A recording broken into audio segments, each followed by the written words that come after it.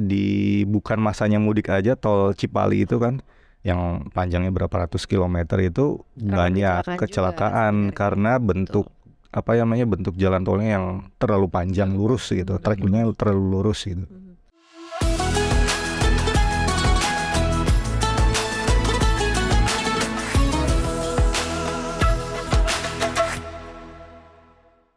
Assalamualaikum Sobat Cuan, apa kabar? Semoga selalu dalam kondisi yang sehat dan pastinya bahagia, puasanya lancar-lancar. Nah, hari ini waktunya cuap-cuap Ramadan. Seperti biasa, sesuai dengan janji kita, cuap-cuap cuan mempersembahkan cuap-cuap Ramadan selama bulan Ramadan untuk menemani Sobat Cuan beribadah puasa, supaya puasanya nih tambah hikmah, tambah amanah, penuh berkah, komplit deh pokoknya ya. Nah, hari ini hari Rabu selalu ada bukber di sini bareng-bareng, yaitu adalah bincang isu kekinian biar enggak baper. Ya, benar, biar enggak baper. Jadi harus ada yang kekinian-kekinian kita update terus di bukber ya. Lancar puasanya, Bapak-bapak? Alhamdulillah ya. Gimana persiapan mudiknya? Pada mudik Masih jauh kayaknya. Pada mudik gak sih? Mudik sih, cuman tahun ini kayaknya nggak mudik. Oh, tahun ini nggak mudik. Jadi di Jakarta aja. Jakarta gitu ya? aja. Loh, mudik? Saya mudik Jabodetabek aja. Ya, aduh. Padahal nih ya, oke, lupa nih ya Maria memperkenalkan diri ya. Hari ini Maria bareng dengan Mas Maruf, Head of Research CNBC Indonesia, dan juga ada Mas Adam Isa di sini, produser CNBC Indonesia. Kenapa gue tanya lu pernah mudik atau enggak? Karena gue sebagai warga Jakarta kayaknya paling berbahagia karena nanti karena katanya mudik tahun ini tuh bakal ada sekitar 28 juta yang out dari Jakarta gitu ya. Semenjak pemerintah kemudian menetapkan hari libur nasional yang sebelumnya direncanakan dari tanggal 21 ya sampai 26, kemudian dimajukan 2 hari, jadi in total nambah liburnya jadi 1 hari ya. 19 April sampai 25 April. Dua Mei masuk ya. Gimana nih ya kaum libur yang bakal mau mudik ya, dan kayaknya juga bakal disinyalir akan cukup banyak masyarakat Indonesia yang mungkin sudah menunda untuk mudik di tahun-tahun sebelum ini bakalan mudik karena tahun ini nggak ada lagi ketentuan ini itu, boleh silahkan mudik gitu ya, bahkan difasilitasi sama pemerintah. Cuman salah satu yang menjadi concerns adalah pemerintah memajukan nih Mas Maruf ya, menjadi dari tanggal 19 sampai tanggal 25 April, di mana salah satu tujuannya adalah memecah kemacetan. Apakah cukup lumayan strategis kah gitu ya, atau arti tepat sasaran nggak sih dengan memajukan libur untuk sebagai salah satunya memecah kemacetan itu, ataukah memang karena trennya bulan Ramadan dan Idul Fitri itu pasti pulang kampung ya macet mah pasti macet aja gitu ya, mau itu tanggalnya tetap di 21 ataukah dimajuin atau dimundurin gitu. Kalau Mas Maruf ngeliatnya gimana? Aku mungkin percaya yang kedua ya, bahwa sebenarnya mudik itu pasti macet. Jadi kita jangan berharap bahwa mudik itu tidak macet, karena bayangin aja jutaan orang itu hilir mudik atau jutaan orang berpergian dalam waktu yang bersamaan. Itu pasti tidak bisa dihindari macetnya. Cuman yang memang kita bisa pilih adalah macetnya seberapa nih, parah atau enggak gitu kan. Itu jadi kalau menurut saya pasti macet. Jadi dan upaya pemerintah menurut saya itu upaya udah benar ya, menambah mempercepat waktu liburnya gitu. Karena jadi pilihan orang untuk pulang itu lebih banyak segala macam. Cuman memang kalau teman-teman berharap, apalagi yang tukang mudik gitu, kayak saya juga mudik gitu, kadang-kadang mudik kadang-kadang enggak gitu kan, memang ya macet mudik itu pasti macet. Nah, kita memang harus pintar-pintar saja gitu. Jadi mengantisipasinya gitu. Jadi misalkan ya kalau memang pemerintah sekarang memutuskan jumlahnya lebih banyak, ya udah kita bisa mengambil pilihan cuti yang lebih yang jangan bersamaan lah gitu. Yang berbeda gitu. Jadi kan pilihan untuk cutinya atau untuk liburnya, untuk pulangnya itu kan banyak gitu pilihannya. Bisa saja dipecah, kita tidak usah ngoyongin misalkan pulangnya itu pas sebelum Lebaran gitu. Iya betul. Bagaimana kalau pas Lebaran atau setelah Lebaran? Oh, pulang ke kampungnya gitu. Iya dibalik. Jadi Lebaran dulu di kota, habis itu baru jalan ke kampung halaman. Jadi liburnya setelah Lebaran. Itu ada beberapa yang begitu memang. Kalau lo yang kaum yang mana biasanya? Tapi selalu keluar kota nggak sih? Pernah nggak sih memanfaatkan misalnya masa libur panjang Lebaran itu melakukan aktivitas keluar kota gitu, baik itu mudik ataupun nggak mudik? Pernah. Kalau di hari raya itu minimal ke rumah saudara, itu pasti beda provinsi. Jauh-jauh beda provinsi. Berarti naik pesawat dong atau Enggak, naik mobil. Naik mobil. Dan itu pasti macet. Kalau ke daerah pasti macet. Yang sepi kan Jakarta. Gitu. Pernah ngelewatin puncak juga ke daerah Cianjur. Oh, oke. Itu pada jam-jam tertentu kan ada sistem buka tutup ya. Jadi kalau lagi beruntung lancar pasti melewatin puncak. Tapi kalau lagi nggak beruntung udah dua arah pasti macetnya total. Gitu. Itu juga nanti biasanya kan akan diterapkan di jalur mudik ya. Biasanya ada buka tutup, ada mungkin yang one way gitu kan. Seperti itu sih biasanya. Ya, yang paling wise sebenarnya berangkat mudik dan baliknya lagi dari kampung halaman ke kota itu ke Jakarta tuh pas tanggal-tanggal berapa sih menurut pengamatan ya? Karena kan kalau tanggal 19 puncak arus mudiknya biasanya 1-2 hari ya, jelang hari Raya Idul Fitri. Kalau tahun ini unik sebenarnya. Kalau kita lihat tanggal 19 itu kan ada di tengah-tengah di hari Rabu. Benar jatuhnya. Nah, kita kaitkan dulu sama pembagian THR. THR H-7. H-7 itu tanggal 11-12 ya. Tanggal 11-12 Lebaran tuh di hari Sabtu. Berarti paling tidak di hari Jumat minggu sebelumnya itu sudah pembagian THR. Nah, berarti di Jumat malam, Sabtu, Minggu itu orang sudah paling cepat sudah akan mulai melakukan mudik. Di weekend seminggu sebelum Lebaran. Berarti sebelum libur dan cuti bersama karena kan ini tinggal 2 hari itu ya udah tinggal nambah cuti aja gitu. Bener. Atau kalau yang tidak mau memanfaatkan cutinya ya memanfaatkan cuti bersama baru di hari Rabu ketika sudah selesai, misalnya ada maaf-maafan dulu di kantor gitu kan, di hari Selasanya selesai baru mudik ke kampung halamannya di hari Rabu atau H-4 ya kalau nggak salah, H-3 ya. Itu H-3 atau H-7 berarti itu kemungkinan 2 yang paling tinggi itu. Berarti akan kebanyakan didahului oleh teman-teman yang kerja informal kali ya dari sektor informal. Iya, pekerja UKM atau pedagang-pedagang yang di Jakarta sudah bahkan beberapa sudah mulai mencicil mulai sekarang gitu kan. Jadi memang tadi benar kata Mas Adam bahwa delalah kan liburnya itu kan dimulai di tengah-tengah. Jadi memang banyak orang sudah memanfaatkan mudiknya itu pada Sabtu Minggu atau weekendnya, tinggal nambah cuti itu segala macam. Nah, untuk arus baliknya ini kan dipercepat jadi masuk di tanggal 26 which is itu Rabunya lagi. Rabu minggu depannya lagi. Berarti kan Lebaran aja baru Sabtu Minggu. Sama aja sih sebenarnya. Kayaknya orang akan lebih banyak nambah cuti ke belakang. Jadi cutinya 4 hari gitu. 4 hari. Cuti 4 hari tapi liburnya total 2 minggu gitu. Jadi memang Jakarta lenggangnya lebih lama lah. Lebih lama. Cuman kalau sekarang dilihat bahwa memang pusat kemacetan kan memang karena banyak yang pulang mudiknya itu pakai kendaraan pribadi ya gitu ya, atau kendaraannya misal kayak bis gitu.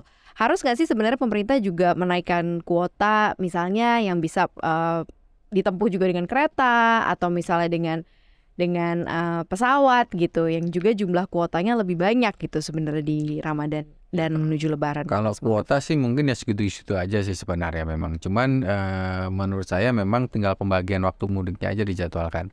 Dan yang paling menarik sebenarnya, yang paling berbahaya itu mudik kalau pakai kendaraan bermotor, kendaraan roda 2. Tapi rata-rata memang gitu. Ya, beberapa banyak, dan itu nekat, dan itu memang berbahaya sebenarnya karena itu secara statistik kecelakaan lalu lintas itu memang paling tinggi gitu. Jadi diharapkan.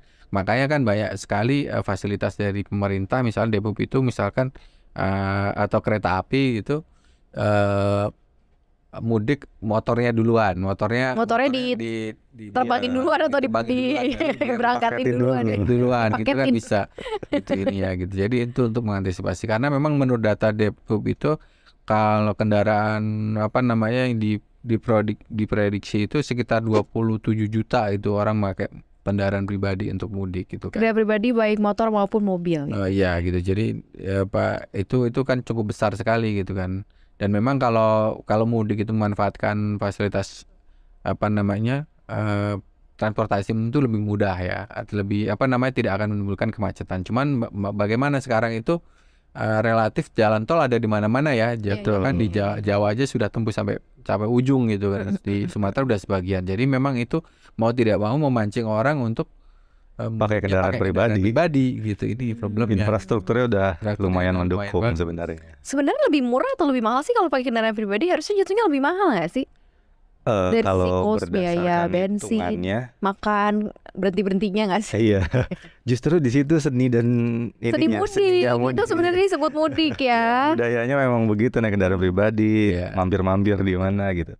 Tapi kalau menurut saya dan menurut beberapa teman yang melakukan mudik, katanya untuk ongkos pergi dan pulangnya lagi itu nggak terlalu beda jauh gitu. Oke, Makanya antara kalau mudiknya untuk dan ya, arus antara mudik, baliknya. iya maksudnya secara total cost-nya itu nggak Oke. terlalu beda jauh, walaupun mau pakai misalnya kereta api ataupun pesawat terbang gitu. Terutama untuk yang misalnya dari Masa sih nggak beda jauh? nggak beda Karena kan jauh. tarifnya juga naik. Harganya kan naik gitu. Ini kan juga naik. Tiket bis aja udah naik 35%, terus tiket pesawat, tiket apalah namanya lagi kereta api itu naik gitu kan. Kalau kita bawa berapa orang, misalnya satu keluarga, anggaplah 4 orang, ibu dan 2 anak gitu kan, itu sudah ada biaya. Terus baliknya lagi udah ada biaya. Belum dari rumah ke stasiun perlu biaya. Iya. Ya kan, dari stasiun ke lokasi kampung halaman perlu biaya lagi. Jadi orang lebih memilih mungkin pakai kendaraan pribadi karena lebih fleksibel, bisa mampir kemana dulu gitu kan. Terus ongkosnya ya udah habisnya di bensin dan untuk makan di perjalanan ya. Dan biasanya kayak memang gitu. mudik kan tujuannya untuk wisata juga ya. Jadi daripada Betul. nanti di sana repot, mesti harus sewa mobil lagi atau apa lagi gitu ya. Dan jangan lupa bergaya di kampung kan. Nah, iya, bener. betul, membawa kendaraan pribadi ke kampung halaman itu apa ya? Flexing lingkup kecil ya. Kayak memperlihatkan hasil pencapaian selama bekerja di Iya, kota iya, besar iya, atau iya. di ibu kota. Oh, udah ada mobil gitu ya, mobilnya baru, apalagi kalau baru ganti gitu kan, emang sengaja awal diganti gitu ya menjelang Idul Fitri. Nah, cuman kalau kita belajar di kasus-kasus misalnya dulu kita pernah tahu ada kemacetan total banget ya, Brebes Iya. exit gitu ya, Iya. Brexit waktu itu di 2016 yang parah banget. Kalau kita belajar di pengalaman mudik-mudik zaman dulu, terutama kasus Brexit itu apa sih yang bisa kita ambil nih, Mas Maruf? Kalau sekarang apakah karena semuanya udah well integrated dan jalan tolnya udah banyak, udah cukup bagus lah ya, kayaknya hal-hal seperti Brexit tuh nggak akan kejadian lagi. Karena kalau dulu itu kalau kita lihat kasus Brexit, Brebes exit itu kan sebenarnya itu kan terjadi. Soalnya barengan sama British exit juga waktu itu ya. Jadi Brexit. Gitu, Brexit.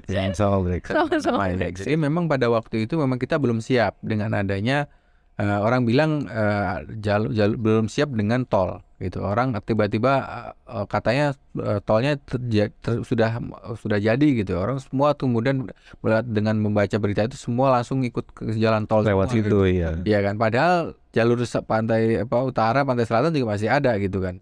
Itu karena orang karena euforia kan. Sekarang sih kayaknya tidak akan terjadi lagi ya, karena memang sekarang satu infrastrukturnya juga sudah lebih baik ya kan, jalan tolnya juga sudah tembus kemana-mana. Kalau dulu kan memang karena ujungnya tolnya aja itu kan di situ gitu kan, ya kayaknya macet sekarang. Nah, Iya. sekarang sih kayaknya tidak akan terjadi lagi, apalagi pilihan mudik kalau kita bedah tadi ya.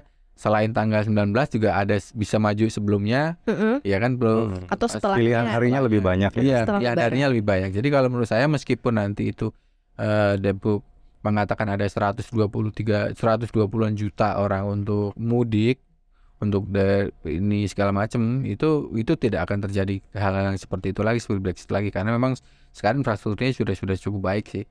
Jadi nggak akan terjadi kepadatan lagi Iya. gitu ya. Bahkan hal-hal yang pernah kita alamin waktu itu kan jadi nggak enak gitu ya, mau mudik jadi situasinya nggak Lebarannya enak. di jalan tol Terutama itu di jalan tol. Tapi kalau sekarang sih akses Mas sekarang udah mulai banyak ya. bagus ya. Kalau lo ngeliatnya gimana Mas Adam?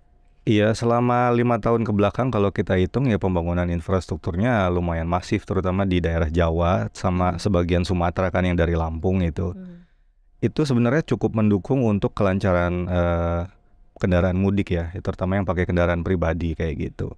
Nah, di situ itulah kelebihannya infrastruktur yang dibangun ya. Memang mudik itu kan biasanya memang terpusatnya di Jawa gitu kan, dari Jawa terus ke daerah sampai Jawa Timur, Bali, terus yang sebagian ke arah barat tuh ke Pulau Sumatera gitu kan.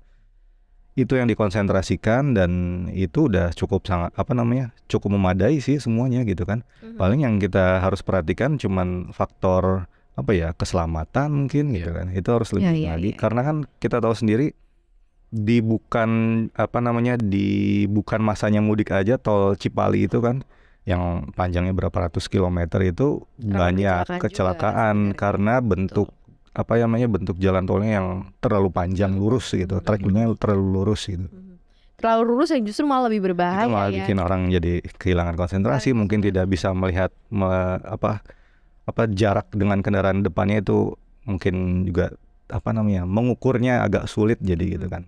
Dengan kecepatan yang ada gitu. Makanya banyak yang tabrak belakang gitu kan. Iya. Tabrakan beruntun. Banyak yang nggak lihat juga gitu kan. Betul. Macam-macam lah ya yang beredar memang karena tingkat resikonya lumayan tinggi dan mungkin harus lebih berhati-hati gitu bagi Betul. pengendara yang akan pergi menggunakan mobil pribadi atau kendaraan Kalau pribadi. datanya dari Kemenhub sih ini saya ada data gitu. Misalkan untuk berdasarkan prediksi tujuan mudik paling banyak itu ke Jawa Timur. Jawa Timur, ya. 24%, ke Jawa Tengah 32%.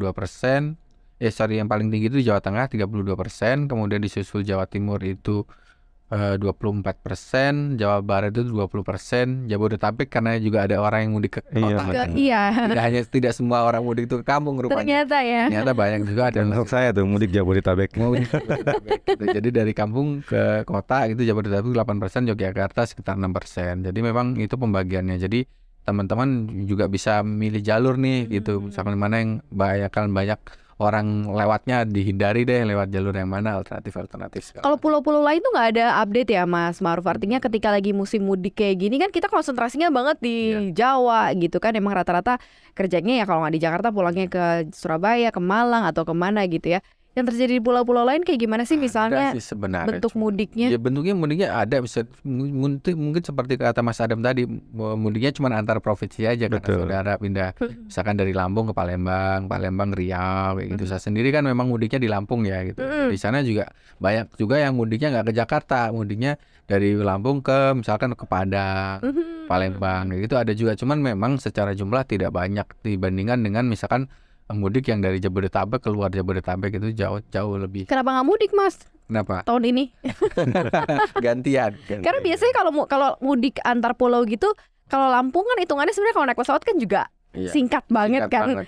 Jadi lebih enaknya berarti naik kendaraan pribadi. Ya, karena dan di situ kan karena kan di sana juga kalau di kampung itu kan kita harus sadar juga ke transportasi kan publik kan susah.